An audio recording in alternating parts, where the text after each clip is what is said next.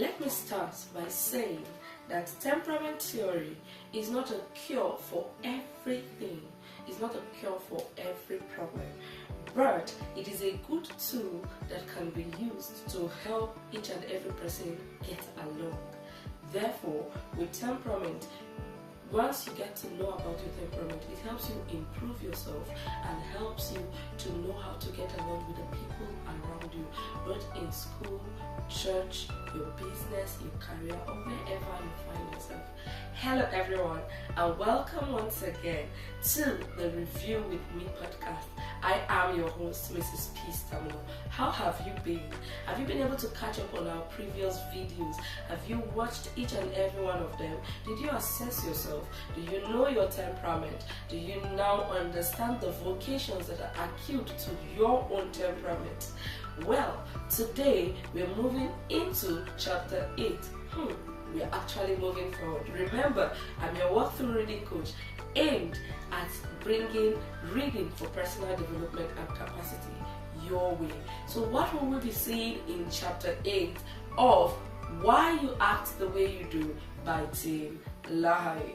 Alright, chapter 8 will be telling us other uses of the 4 temperaments. Remember, the 4 temperaments are the sanguines, those who like to do things the fun way. We have the cholerics, those who like to do things their own way. We have the melancholics, those who like to do things the right way. And we also have the phlegmatics, those who do things anyway. It just goes as long as there is no trouble. I don't want trouble. So today we'll be looking at other uses of temperament, how to use temperament in other ways. Are you ready for this session?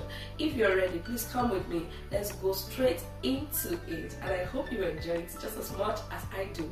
Now, one way to use the temperament is for counseling others. Now, to help people, you have to know the root cause of their problem. Therefore, as a counselor, when listening to people, in communication, we have verbal and non-verbal communications. So when someone is talking to you, there are also other things that the person is not saying verbally, but is also saying it out. Therefore, as a counselor, your eyes have to be open. You have to watch out for a lot of signs like their body language, their attitude, their speech, and the general flow of the conversation, because in between these conversations you can easily get to guess to a certain level based on how good you are at assessing people. You can guess to a certain level what temperament the person is. So counselors give out a lot of body language, they give out a lot of attitude while you're counseling them. And I will just point out a few things to probably move you in the direction of wherever you are. Now, the thing about counseling is you don't necessarily have to be a professional counselor. If you are a parent, then you are a counselor because you get to counsel your children. If you are a teacher, a classroom teacher, you get to counsel your pupils in school. So wherever you find yourself, a friend may walk up to you and ask you for an advice on something. At that point, you're engaging in counseling. Yes, not at a professional level, but with the idea of temperament, you will be able to a certain level to know how to handle such cases. So when counseling people, basically watch out for signs of anger and insecurity in sanguines. Sanguines actually give out signs of anger and insecurity. So when you're counseling and you begin to notice the signs, there is a great possibility. Remember, I said it's not 100% right, but to a certain level there's a great possibility that that person may have traces of the sanguine nature. For the choleric, you watch out for anger and bitterness. So for the sanguine, you're watching out for anger and insecurity. For the choleric, you're watching out for anger and bitterness. Now for the melancholy, you watch out for depression and self-condemnation. So when a melancholy is talking to you, they condemn themselves. I know I'm not good enough. I know I'm not worthy. I know I'm not. Just once you see those signs, there's a high probability that a person has melancholy traits. And then for the phlegmatic, you watch out for fear, you watch out for worries, and you watch out for procrastination. These are important signs that each temperament gives out. So as a counselor, watch out for these things, and then with the right knowledge, you will know how to handle it. That's why we are doing this. Remember, it's not everything that has to do with school. There are some things you learn in school, some things you don't learn them in school. So you have to develop yourself. Keep reading and reading and reading. Now, remember that whenever you're counseling, it is very important to use scriptural prescriptions. The Bible is complete. The Bible has everything. Don't worry, in one of the episodes, I will be also telling you how God shows all the temperaments.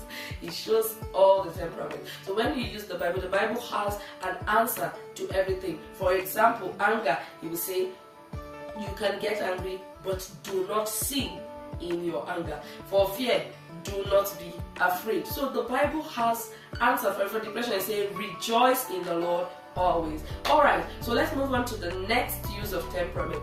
We have selling.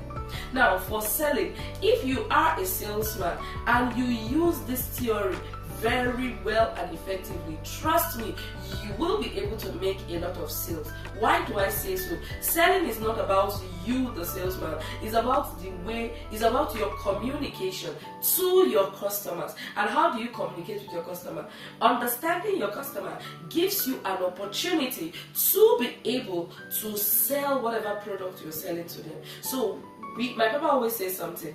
Actually, my papa is David Ibiome. He says you can sell anything to anyone if you are able to connect with that person. What do I mean by that? Now, for the sanguines, we know that sanguines are impulse buyers. They buy things impulsively. A sanguine goes out of the house without a plan to buy anything, and then he sees something. This thing is very fine, it's colorful, and then he just buys it. There's no plan at all. So if you're a salesman and you're approaching a sanguine, all you need to do is don't give them details. Don't give them so much details. Tell them success stories. As in, do you know that this thing has been sold in different places? They used it and it came out well. And then while you're giving them success stories, also chip in the fact that I can also tell you that everybody has bought this. Do you know this person? He has bought his own. This person has bought his own. Remember, the sanguine wants to always shine. So by the time you begin to tell them success stories of that product and you're telling them how every other person has bought it, you have caught their attention. They too want to feel among. They too want to buy into it. Now, for the cholerics, they are tougher to sell. They are not impulse buyers like the sanguine. So how do you reach out to them?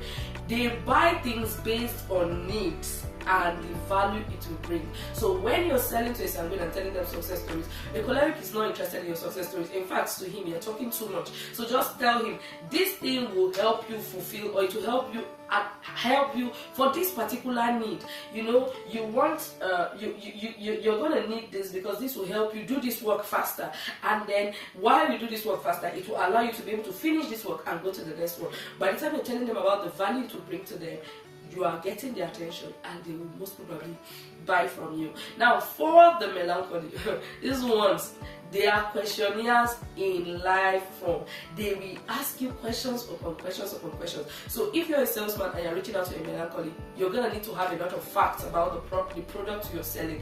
If you don't know your products, then you can't sell to them because they will be asking you a lot of questions. You will have to think out of the box, questions that can come from a melancholy. So they deal with facts, they deal with statistics, charts, and details. They can ask more questions than any other. They will even ask you questions much more than the inventor of the product, the manufacturer of the product. So if you know you don't really know much about your product you're selling, please do not approach a melancholy. And then for the phlegmatics, they love buying, but they don't like people pressuring them.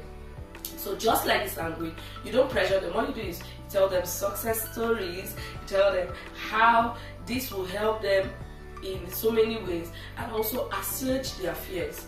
This product is very safe. It will not cause harm to your family. It will not end up exploding in your house. So once as you're telling them success stories, also assuage their fears. So that's two we've talked about: canceling others as a use of temperament. We've also talked about selling things. Now let's go to the next one. We use temperament to manage people. Now, most people actually think that because they know about temperament, then they can use it on people anyhow. But that is not the case. In order for you to manage people properly, you have to. It involves selecting. It involves training. It involves motivating. It involves controlling people in order for them to work harmoniously towards achieving a certain goal or a set goal. goal. What do I mean? In order to manage people, basically in a workplace, as a manager or wherever you find yourself, you have to do a lot. You have to be sensible. You have to do a lot of trainings. You have to be very cautious. And then most importantly, you have to be very observant. Now, for a sanguine, you will notice sanguine workers as people who most probably come late. They are mostly known for being late, and then they are also undisciplined, but they excel at sales and production. So as a manager of people, you now have to work on, ensuring that if you can work on that lateness and that discipline issue, and then fix them in the place where they will shine. Remember, we talked about temperament and your vocation. Now, for the cholerics, they are bossy, they are rude, they are confrontational, but they excel at accomplishment of work. They are self-starters and they are quick learners. So you have to learn to harness their strengths and also do things towards ensuring that their weakness is curbed. So a choleric will actually work more with rules and regulations. They really don't like it though, because they want to do things on their own terms. But at the end of the day, they are your employees. Set those rules, set consequences for flaunting or breaking those rules. Next one. Melancholy is temperamental and touchy, but they excel at being capable with precision and accuracy to handle their work. So fix them in the place where they will be maximized effectively. Where you can maximize them effectively, fix them there. And then for the phlegmatic, they are uncertain, they are quick to quit. But once their eyes is set on a goal, once you are able to fix them on a certain goal, they can achieve much. So in the place of a melancholy, you need to encourage them. And also the phlegmatic, you need to encourage and push them. Phlegmatics can be laid back. Remember, we said that they are laid back. They tend to feel like they cannot really do this work. But once you encourage them, once you push them, they will end up achieving that goal. Also take note, a phlegmatic will never defy you. They won't defy you if you talk. In fact, they will never confront you, but they can ignore you. They will ignore you. They will pretend you don't exist, because if I pretend the problem doesn't exist, then it doesn't exist. That's that for managing people. So we've talked about 3: counseling, selling, and managing people. Now we'll go to the next one, which is educating others. I'm doing this right now. I'm educating people about their temperament so they can know themselves better, understand people better, extend grace to people, understand why people act the way they do, and be able to relate with people properly based on their temperament. So the way I will react to a choleric is different from the way I will react to a melancholy when they do the same thing to me. That's educating others. So let's look at very quickly how we can apply temperaments to education. You educate your spouse, educate your children, educate people around you. So I attended a webinar yesterday, and after the webinar I was talking with my husband, and while I was trying to let him know, okay, this is what I learned from that webinar, this is what the facilitator said, I also had to explain to him, this is how different, I gave him a scenario, and I was like, okay, so this is how different temperaments will react to this particular scenario. That's educating. We educate ourselves. Please make sure you get involved in learning. It's very important. Life is beyond maths and English. Seriously, if you check yourself, most of the work you're doing right now, where is the maths and the English in it? Life is beyond that. Please read and improve yourself. Alright, so let's look at how the different temperaments react to educating people. Now, a wise teacher will always take note and diagnose her students or their students properly. So for the sanguine, if you find yourself in a place, it doesn't necessarily need to be a classroom. You can be in the workplace as the boss. That your workplace is your classroom. You have to diagnose your workers. You have to diagnose the people you are working with, so you know how to relate to them. The way you would tell a choleric, you cannot tell a choleric, get out. He will confront you. He or she will confront you. You can tell a phlegmatic, get out of here right now, and they will move and just withdraw into their shell. A choleric will come out plain and confront you. So we have to learn to diagnose the people around us, alright? So now, the sanguines are restless, they are temperamental, they need rote learning, and they need problem solving things, okay? Because they are temperamental, they don't get to sit at a place for long. So you have to involve them in rote learning, in cramming. If you have a child in that area, ensure you involve them in rote learning, paste things around the house, and then try to get them to memorize. Keep doing it. You repeat. The more you repeat things, the more you take it in, and when you take it in, you remember it, and then it becomes your reality. Alright, so rote learning. And then for the choleric, they need to know why something is relevant. If you're trying to teach a choleric something, when you begin to do rote learning, they get easily distracted, they are irritated. So just let them know why it is relevant, and then after you've told them why it is relevant, then you can now bring in the rote learning. So relevance comes first before rote learning. Now, whenever you're doing the rote learning, tell them, remember I told you this thing is important because of this, so that is why, and then you keep doing it. The more you keep doing it, the more they acclimatize with it. Now, the melancholy, strangely enough, are fast learners. They are very fast, but they need encouragement and they need subject exposure. So remember, a melancholy can easily give up on things quickly because they are pessimistic and they feel like, I'm not good at this thing. Remember, they beat themselves a lot about the issues. They criticize themselves. So as much as they are fast learners, they give up on things easily. So we have to bring in a lot of encouragement when it comes to educating a melancholy, letting them know that you can do this. I have someone I've been counseling. I talked to her today, and she goes home feeling, hey, yes, I can do this, and then the next day she calls me again. But what if? So we have to keep encouraging them. Now, for the phlegmatics are daydreamers. Hence, they need a lot of prodding. So for the phlegmatic, they feel like, if I just stay in my daydream, I wish I can do this. If I do this thing or more, the way it's going to actually, the way it will do this for me. They are daydreamers, and if you leave them, they'll keep living in that dream. But hey, this is reality.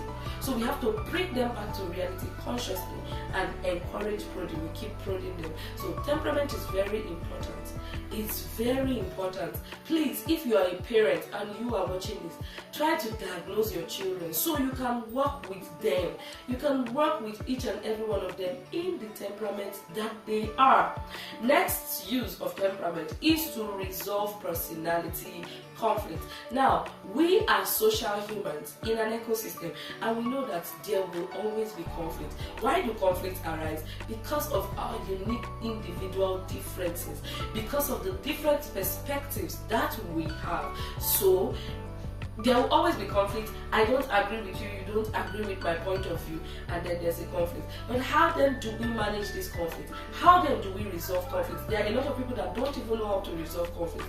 Does resolving conflicts means walking away from conflict? No. Now, some people are difficult to get along with. Generally, they are difficult to get along with. In fact, they want to make their points. They want to keep hammering their points. They don't care if your own point matters or not. So, in order for based on these differences, clash will happen, and those clash is what we call conflict. For example, we find out that the orderly and precise melancholy will most probably and most often have clash with the free-spirited, the casual and careless sanguine. My husband is a sanguine and I'm a melancholy. Sometimes, sanguines are careless, they can leave, they're scattered. So sometimes when my husband just leaves his room scattered, his wardrobe scattered, I'm like, oh God of heaven. But I'm learning.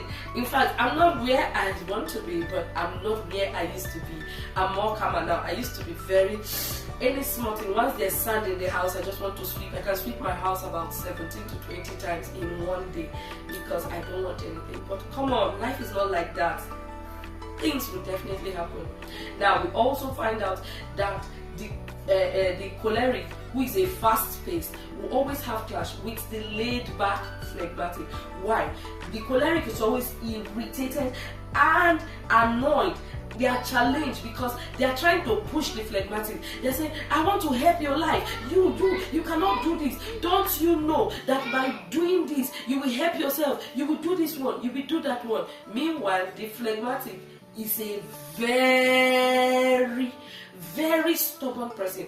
They don't want to be pushed. So when the choleric is pushing them, they will sit down and take their time. And that that stubbornness annoys the choleric a lot. So you see, clashes can occur based on our different personalities. Now, it is very important for you to know about temperament, and then when you know about temperament, you will now use it to resolve those clashes. For example, if you have 4 children that show this kind of temperament, the 4 different temperaments, of course, the way you will resolve clash between or resolve conflict between the choleric and the phlegmatic will be different from the way you will resolve conflict between the melancholic and the sanguine. But how will you even know about resolving conflict if you don't first know their temperament and why they act the way they do? That's why the book is titled Why You Act the Way You Do. So reasons for conflict, we have temperament issues, and then sometimes another reason that can cause conflict is when we begin to see our weaknesses in someone. It could be in our children. Let's hurry up so I don't take much of your time. Another use of temperament is to understand the people in your environment. What environment do you find yourself? Your church environment, your home environment, your workplace. Sometimes you may have an annoying neighbor, you may have an annoying colleague. By the time you understand about temperament and you begin to look at them from the eye of their temperament, you understand why they act the way they do. Am I saying you should not allow people to take advantage of you, roughshod you, or use you anyhow? No, that's not what I'm saying. When you understand about temperament, you know when to pick your battles. You know that this person is a choleric, I beg na so in day, and then you know the battles you should fight. You know the ones that are a waste of your time. The next way we use temperament, which will be our last for today, is in parenting. Remember, I told you I'll be giving you parenting tips. In fact, if you're very sensitive, from every chapter which we've been reading, you could actually relate it to any aspect of your life, including parenting. Now, every child is different in their size, in their shape, in their looks, their intelligence, and their temperament blend. So as a parent, you have to parent each child differently. Like my parenting coach will say, parent the child you have, not the child you wish to have. You're looking at your neighbor's child. Your neighbor's child is different. Their temperament is different. You have a child that is different with a different temperament. So you have to learn to parent your own child. Parent the child you have. So let's look at a very little exposure into the different temperaments of the children. A sanguine is a charmer. They are easy to love, but they are undisciplined. Alright, now the cholerics, you find choleric children as willful, and they are the most easily punished.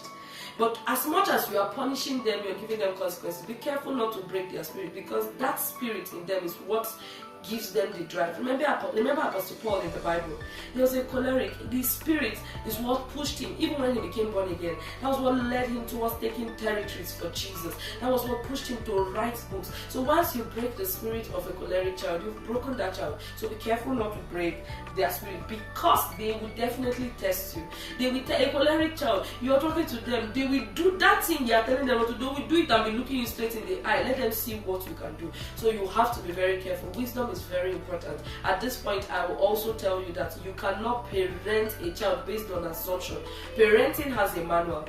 Get into a system that will help you parent your child properly.